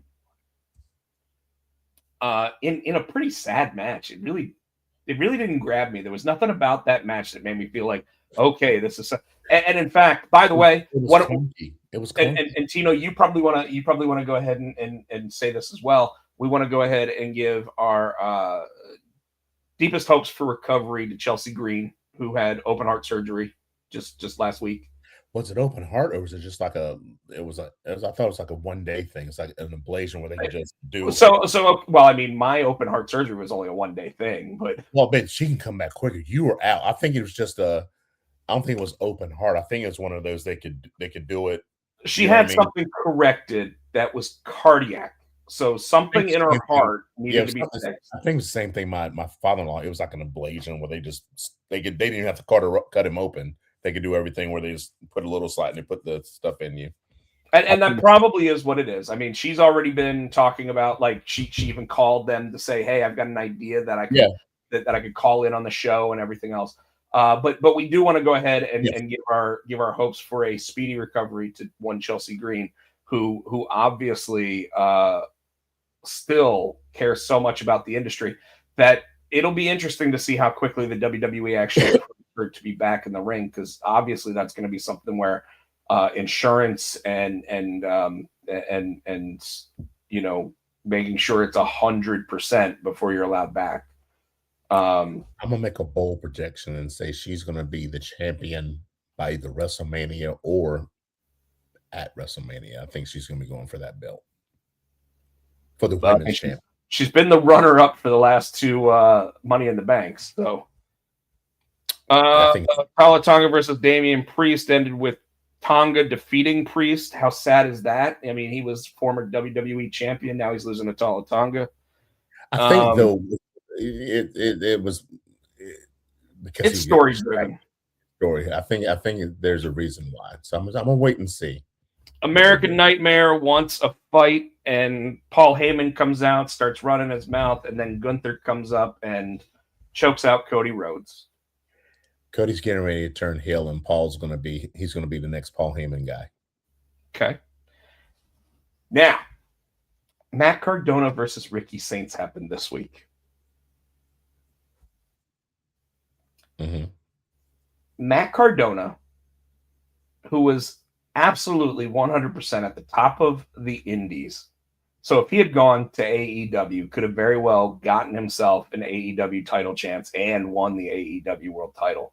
Probably TNT championship without a problem, but possibly gotten himself over enough to win the AEW championship, is now losing to a guy in his second match on SmackDown. 50-50 booking. Ricky Saints is, I think, the only one that came up from NXT and lost his debut match. So they had to give him his win back. No, the others didn't win their matches. The JC Jane didn't beat the women's champion, and neither did Sol Ruka. Liv Morgan beat Sol Ruka, and who's the women's champion on SmackDown? Can't even remember now. Rhea. Oh, it's Rhea Ripley. Yeah, Rhea Ripley beat JC Jane. Okay. Yeah, but they didn't lose their second matches. You know what I'm saying? I think it's 50-50 booking, right? So maybe you're right with 50-50 booking. They all lost their first match and won their second match. You're right. I'm sorry. But Matt Cardona, I don't think that's going to hurt him.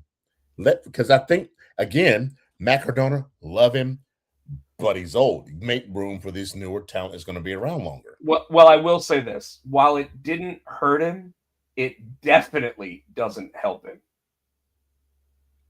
He can come back and win it next week, and they'll be right back. They're still going to. All right, let's keep moving. Let's keep moving.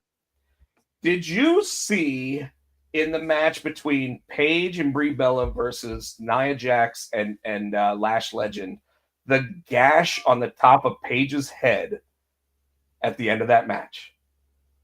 And the internet went wild when they said, "Let me guess, Nia Jax," and the answer was yes. I didn't see when it happened. What happened? She got sent out of the ring, ended up with a gash on the top and back of her. It required staples. It was. You know what I'm saying? It was. Did Nia throw her out? How did she get it? I don't even think Bleacher Report mentions exactly how it happened, but I remember seeing it and I was like, that doesn't look good. And Nikki Bella was outside the ring when it happened. Paige started like crawling to get to like the announcer's desk, and she did not look good. She looked concussed. But I don't know I don't know how it happened. I don't remember. But you're saying yes, Nia did it. They're saying it was something Nia Jax did to her that caused the injury. Okay. But nobody saw when it happened, knows when it happened. So how do we know Nia? Well, it's before she got knocked out of the ring. Like, she could have been thrown into the ring post, could have been, any number of things. But they're saying it was Nia gets blamed for everything, I guess. I'm like, so are you taking her side now? Well, because she's been so careful since she's been back. If I didn't actually, I agree with you. We know that she busted Becky's nose because we saw it, but how do we know it was when Nia threw her into it? You know what I'm saying? Sure. And it could have been, but we're just, Nia did it. You know what I'm saying? All right, we still got more to do. Fatal Influence versus Rhea Ripley, Charlotte Flair, and Alexa Bliss. Fatal Influence wins this match.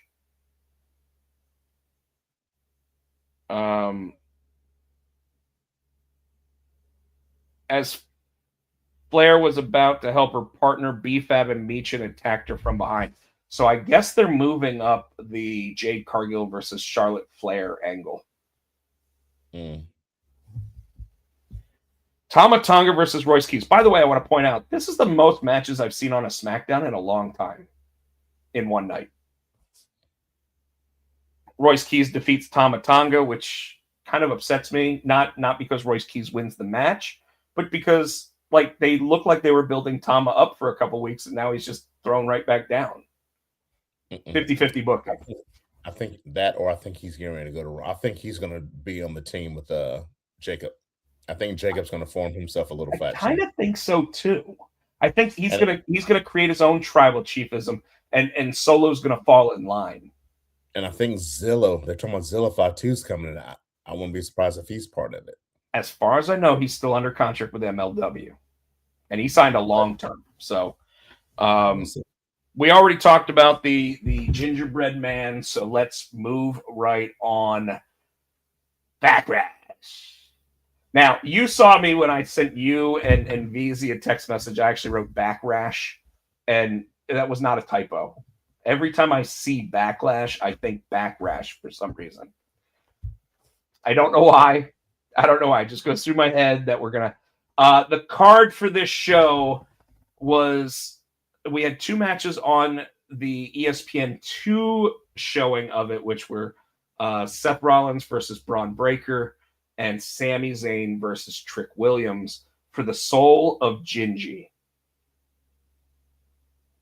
For the soul of Gingy? No, I'm kidding. I just wrote the soul. See, when I wrote the match, I wrote the soul of Gingy on the line. But the card also included Asuka versus Io Sky, Danhausen and a mystery partner versus Miz and Kit Wilson, and Roman versus Jacob, and whether or not it delivered. So now let's talk about the first match on the card. Seth Rollins versus Braun Breaker. By the way, there was also a John Cena announcement, which we'll say at the end so that we can talk about that if we have time. Seth versus Breaker. This match was good for Seth. It wasn't just good. This was really good. I gave it a B. Really? Okay. Wait, I'd almost go as high as an A. I gave this one an A. This wasn't the one I gave a B. I gave this one an A. Okay, yeah. I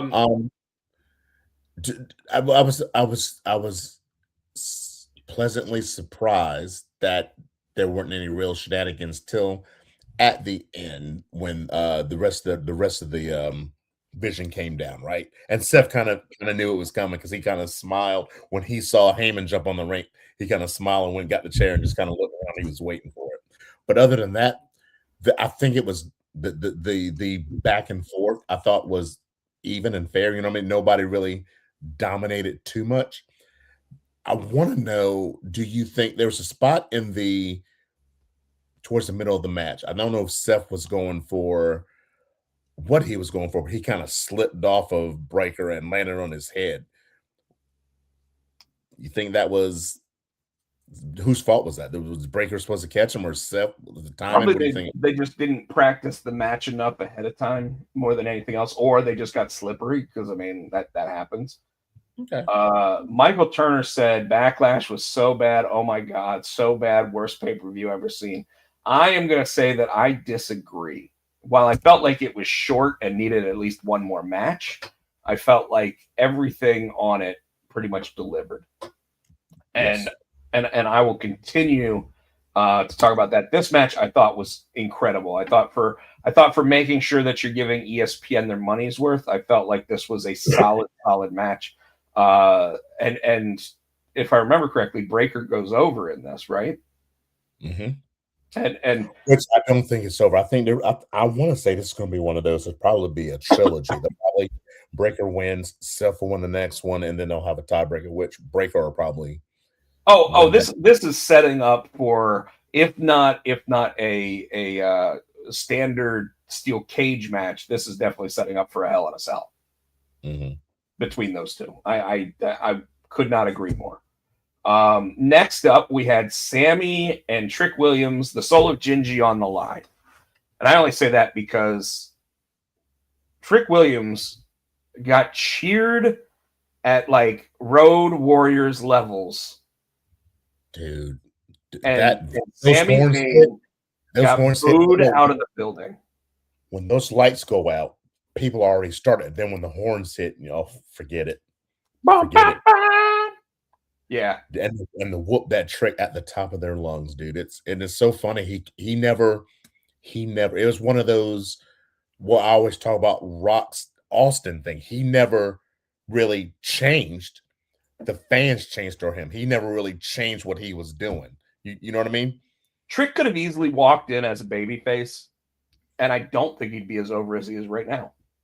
I think the fact that they tried to force him down your throat as a heel, and everybody likes him so much that that it was like we got to change. He's got it. He's another one that's got it. He's got the fucking showmanship in the ring. Oh, right. You and I talked about how he took advantage of all those times being on TNA because WWE doesn't run house shows anymore.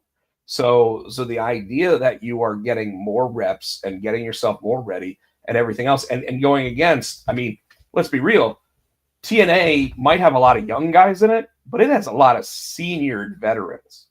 Mm-hmm. You know, I mean, we're talking Tommy Dreamer, we're talking Bully Ray, we're talking Mike Santana is a veteran, Frankie Kazarian's, and Tino Morella. Well, he didn't wrestle him.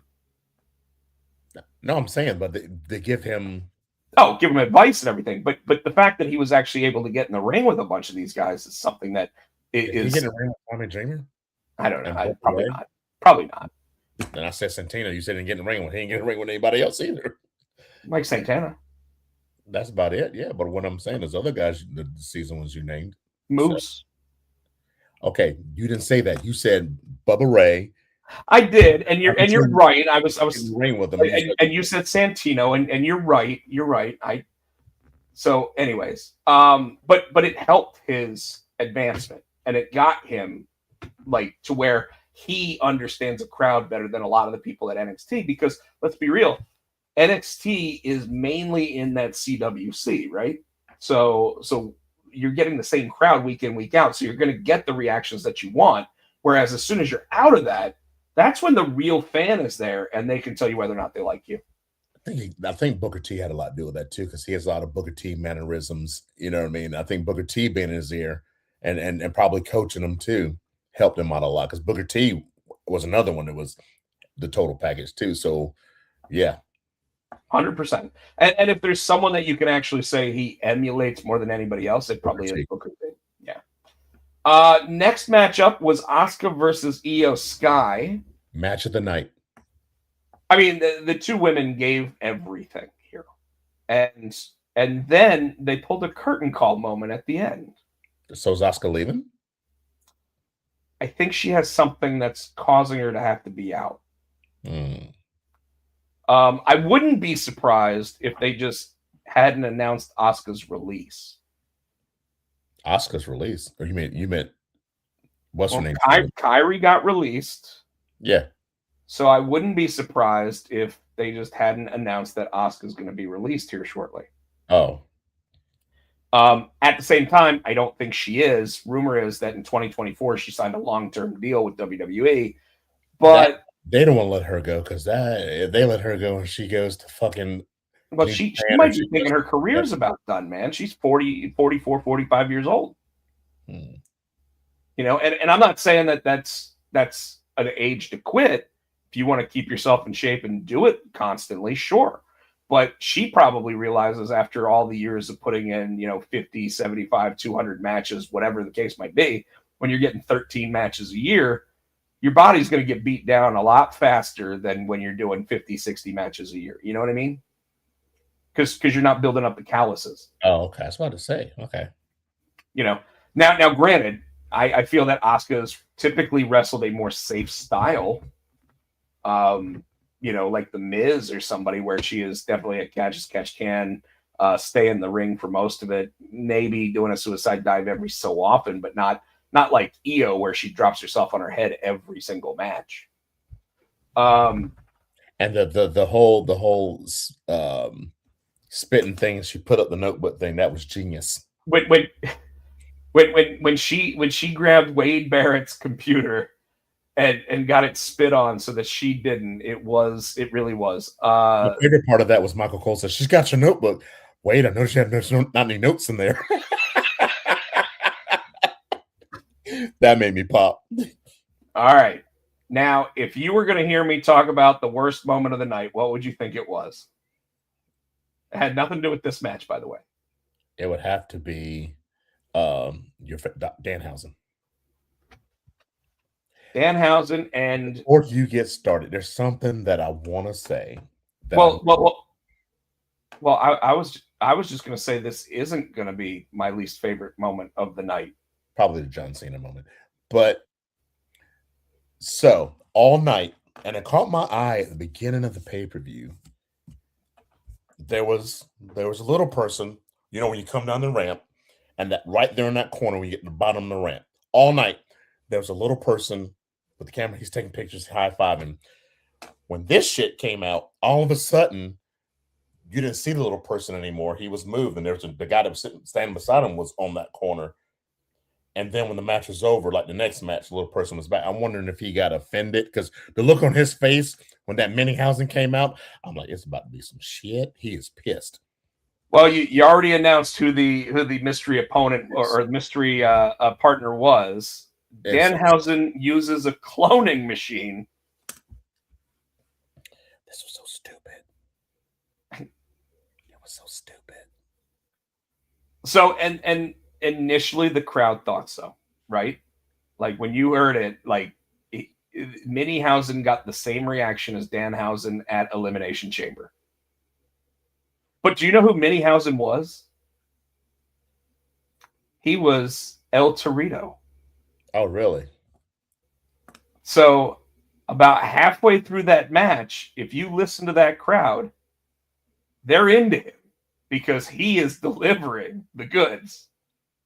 Because you're talking about one of the best mini wrestlers in the entire world. And then Michael Cole kept saying, I think he's a lucha. And Wade Barrett kept calling it Eddie. Will you stop calling it Ed?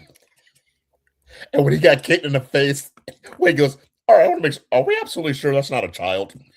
If it's a child, we're going to be in so much trouble. So about 3/4 of the way through the match, Kid Wilson throws Minninghausen into the cloning machine. And it starts and like 10 more of them come running out. In WrestleMania, that WrestleMania came out. And I hope they put out the video of the announce desk like they do from time to time where it's like, oh God, like whatever. Because at one point during this, Tino, I don't know if you noticed it, but Wade Barrett stopped talking for a bit. And he goes, one of them fell on me. And he went ass over head. No, my favorite, Wade Barrett was comical in this whole thing because when the Minninghausen got Kip up and hit, and then Michael goes, Wasteland, what? That's mine. Don't use mine. That's my move. He's like, wait, he's using the Wasteland. Oh, Wade Barrett, and that's what made that match for me was Wade's commentary because he had me rolling. So if you had asked me before I actually like thought about it and just asked me in the moment whether or not I thought this was fun, I would have said no. I would have said, what a letdown, right? Oh, Minihausen is that's garbage. But when you start thinking about things like when Nick Aldis said you have to find a partner, and Danhausen's like, what? That takes work. as number one, right? You take that into account. Danhausen is lazy. He doesn't want to work.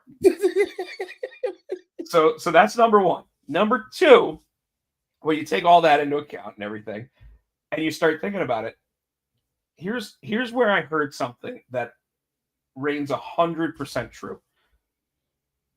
The wrestling business is made up of carnies, which means it is made up of some of the best acrobats in the world, but it's also made up of the oddities that go on with the circus.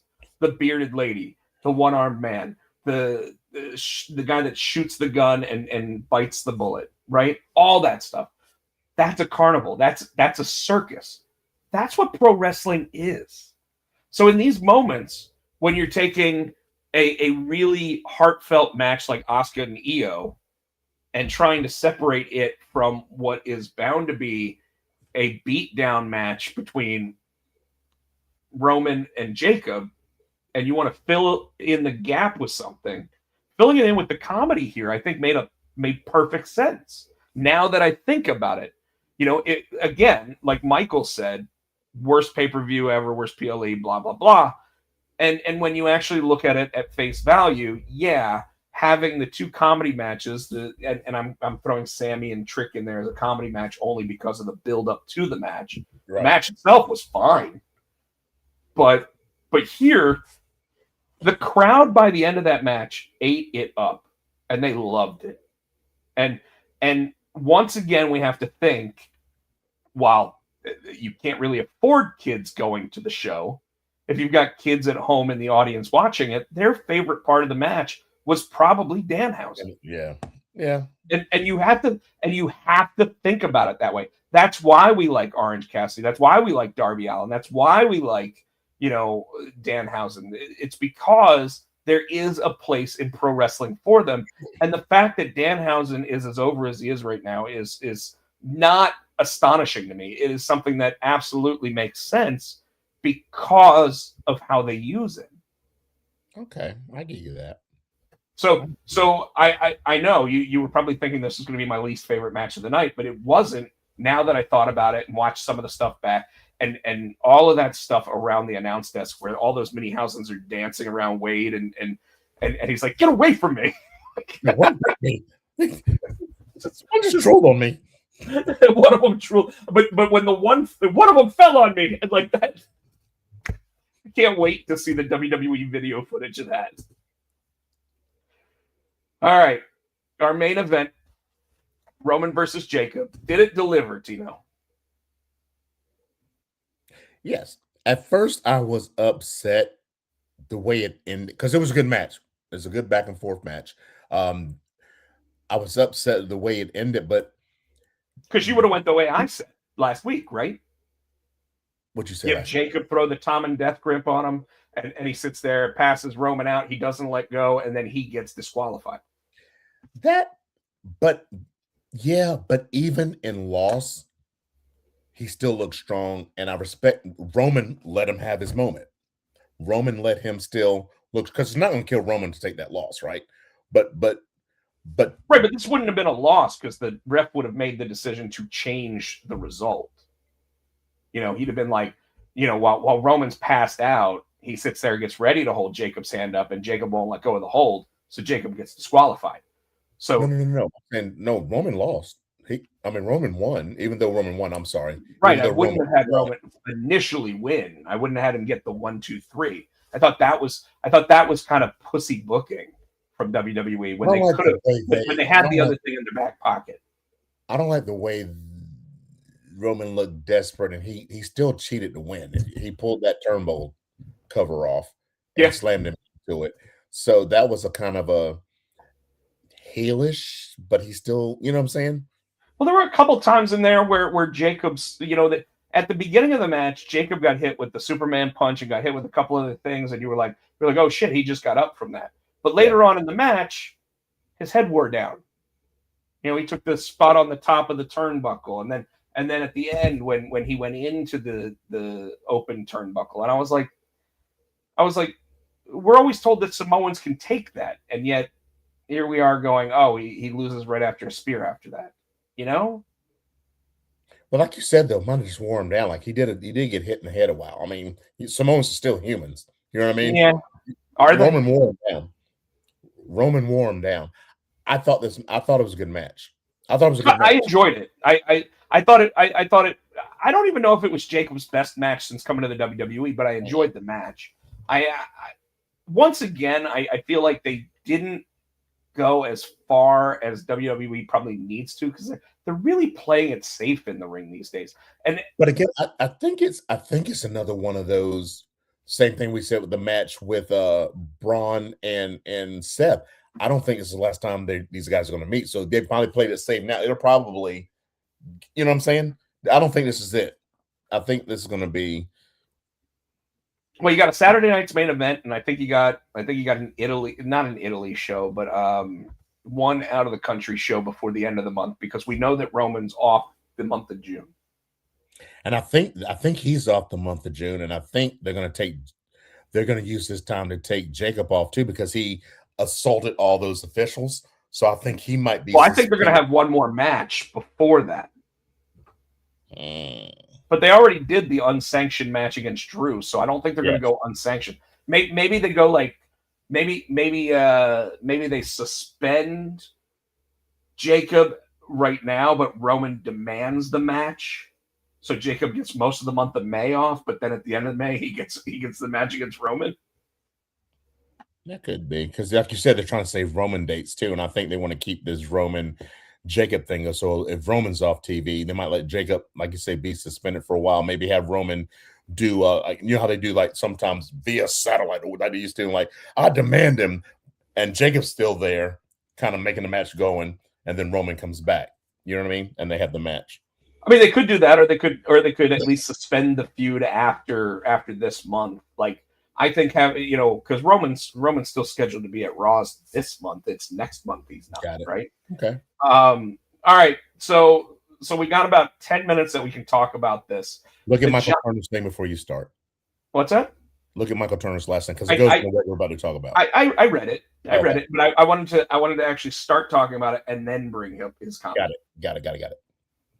So John Cena makes a monumental announcement. I want to first of all say thank you to the WWE for not making it the Club WWE launch date, because that would have pissed off everybody. You agree? Yes. But he comes out and says, I really liked that Saturday night's main event where we had a one-night event, and it was NXT people versus WWE mainstays.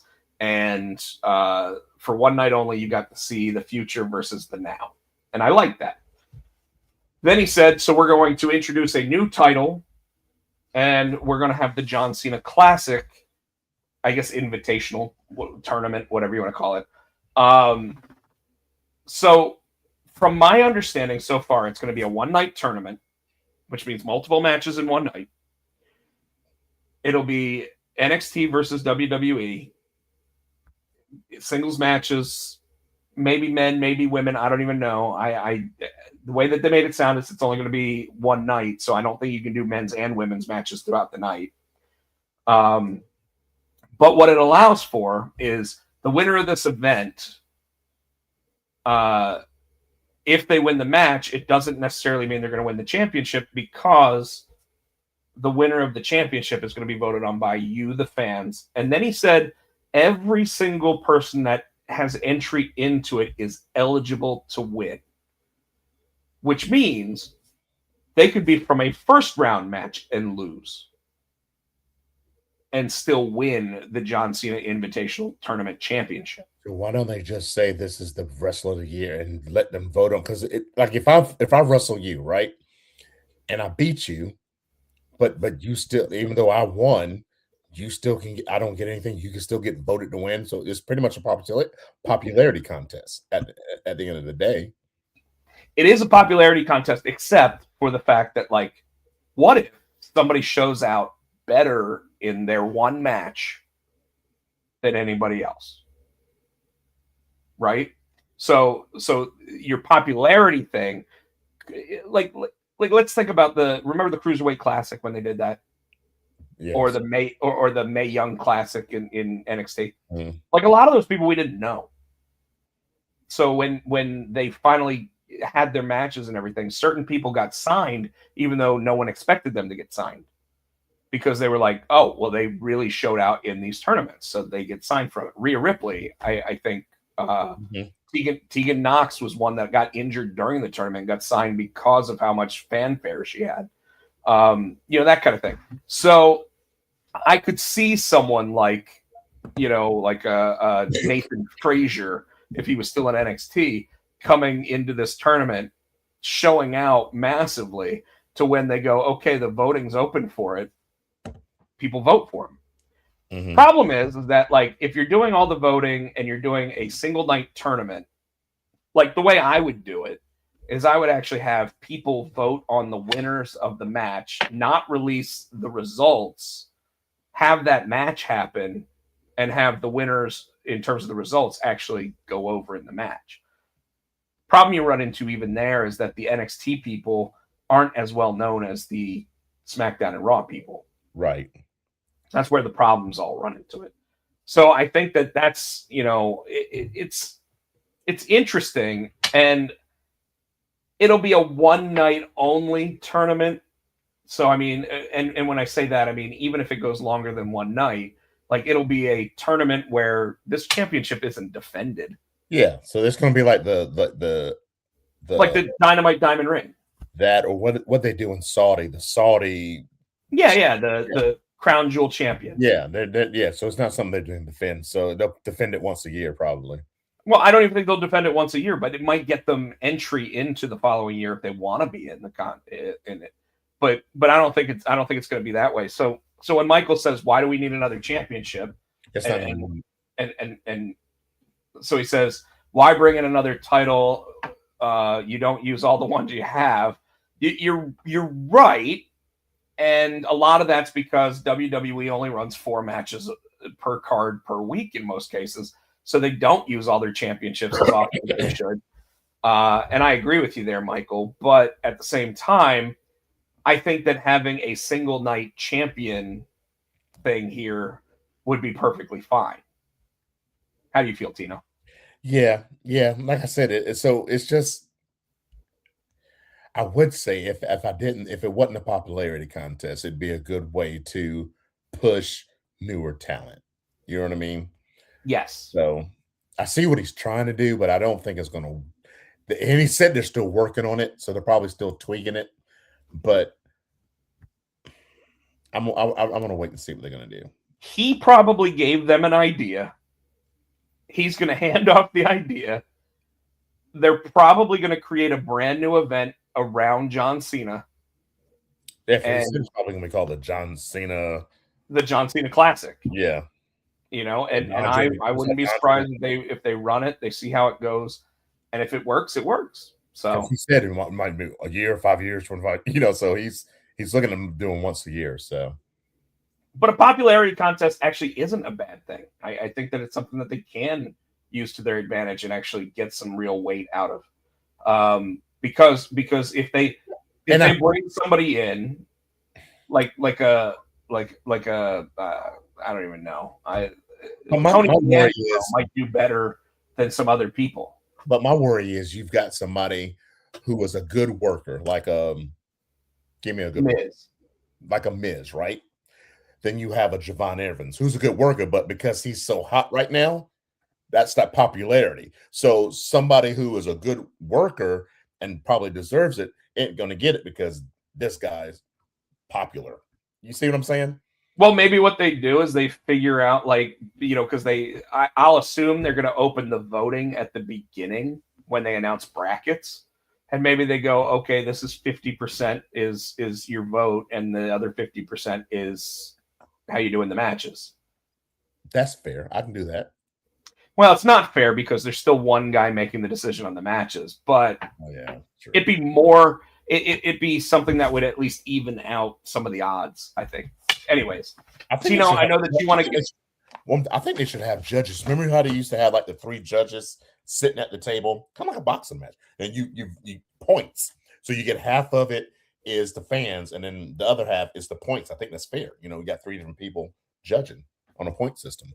Yeah, but would you be judging each individual, or would you be judging the entire match? You would judge. Yeah. I was just throwing out there. And that becomes subjective as shit. Yeah. Okay. Scratch that. It's probably a better idea than they've got currently. So, Tino, I know that you want to get out of here. Folks, again, I want to go ahead and say next week, we may not have an episode. If I get into Vegas and get everything set up to have an episode, I would love to. So right now we are planning on it, but it might not be the case. So Tino, go ahead and tell everybody how they can get in touch with you, sir. You can catch me. I'm SC Tino on the Insta. I'm also on Blue Sky. I'm Tino G. I'm on TikTok. Tino All Gray Music. There's a hawk keeps landing on that light outside.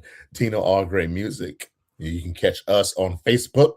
We're the Pots and Pans. No, we're not. We're Potsy and Tino. On Twitter, I'm so tired. On Facebook, Facebook's we're the Potsy and Tino Show. On Twitter, we're Potsy and Tino. Damn it. You can find us each week right here on the Pots and Pans Network. That's what I'm trying to say. Please like, subscribe, give us a thumbs up, buy our shit. Thanks to Adam's House Cat. You can still buy it on iTunes. 99 cents, 99. Clip that. Folks, you can find me on Instagram at both Rob Pochak and Rob Potsy Pochak. This week, I will be on a podcast on Thursday from 8 until 9:30, I believe, talking comics and the industry itself, like how to get into it, how to make comics, all that good stuff. I will try to post the link to the Potsy and Tino show page just so that anybody that's here right now can actually get to it from Facebook. Rob Pochak, Rob Potsy Pochak, and of course Pochak on Twitter. Again, I hope to be here next week. If I'm not, we will be back the week after that. But I will let everyone know ahead of time if I am not going to be here next week. And that'll give Tino a week off if need be. But folks, thank you for 454 straight episodes of this show. Only missing a couple. And we will see you next week. We love you guys, and 99 Jones to all you out there. Ready? Motor City Machines and Potsy and Tino. For the Potsy and Tino show. Thanks for watching.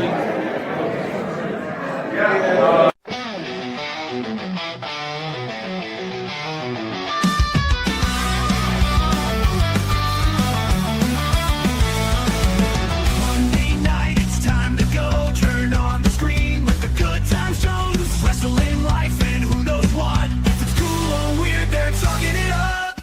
It's the Potsy and Tino show. Drop the facts and let opinions